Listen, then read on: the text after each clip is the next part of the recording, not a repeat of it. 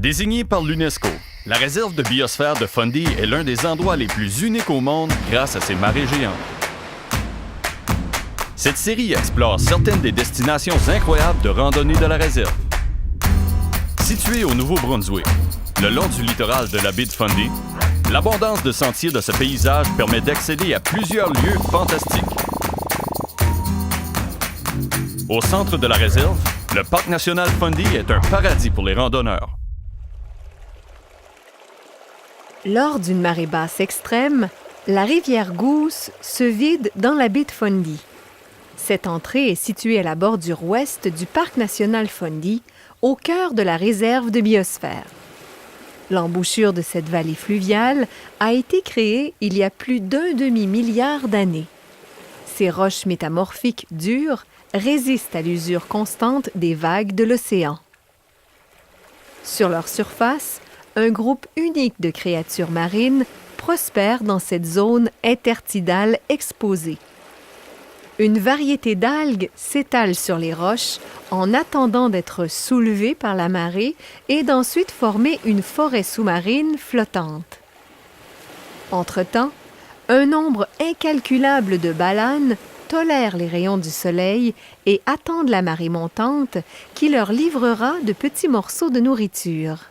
Bientôt, cet endroit sera inondé d'eau salée par la marée et recevra la visite de plusieurs crustacés, mollusques et poissons.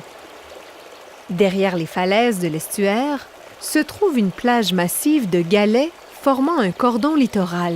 La plupart de ces roches et cailloux ont initialement été déposés par d'anciens glaciers. L'action des vagues influencées par les marées remodèle constamment cette plage, tandis que les courants de retour du chenal taillent la berge escarpée. Au-delà de l'amplitude normale de la marée, se trouve une communauté de plantes qui sont à la fois sensibles et résilientes. Plusieurs plantes des dunes sont trouvées ici, ainsi que plusieurs espèces de plantes à fleurs qui sont toutes bien adaptées à cet environnement venteux et partiellement salin. Au fil des années, des campeurs ont construit des coupe-vents à l'aide de roches trouvées le long de la plage. Occasionnellement, les ondes de tempête peuvent déposer de nouveaux sédiments et des morceaux de bois de grève dans cet écosystème. Ces lichens minuscules sont habituellement retrouvés poussant sur des arbres ou du bois mort et ont probablement été projetés sur la plage lors d'une grosse tempête. Derrière la plage de galets se trouve un estuaire et des vasières intertidales.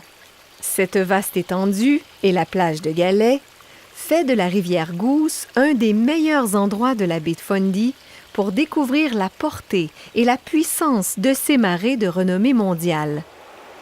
Quand la marée s'inverse, le flot de la rivière se renverse et le fond marin devient un estuaire débordant. Des terrains de camping de plage, situés à quelques mètres de la portée de la marée haute, offrent un excellent point de vue pour observer cette transformation. Même si l'eau saumâtre n'atteint le dessus de l'estuaire que pendant quelques heures par jour, c'est assez pour restreindre le nombre de plantes qui peuvent y survivre. Cette algue est une sorte qui s'épanouit dans cette alternance de courants d'eau douce et d'eau salée. L'estuaire fournit aussi un habitat pour des espèces colorées, telles que ce lichen élégant. Cette colonie impressionnante est bien établie ici et elle peut vivre pendant des siècles. Au-dessus de l'estuaire, dans la portion d'eau douce du bassin versant, se trouve une forêt vierge dominée d'épinettes rouges. Cette forêt, dans l'ombre, est l'abri de la plus vieille épinette au monde. Cet arbre débuta sa croissance il y a plus de 465 ans, avant que le Canada atlantique soit colonisé par les Européens. Sa croissance lente est en partie due à la brume qui persiste ici et est un bon exemple de l'influence de la baie de Fundy qui s'étend sur tous les aspects de ce lieu fantastique.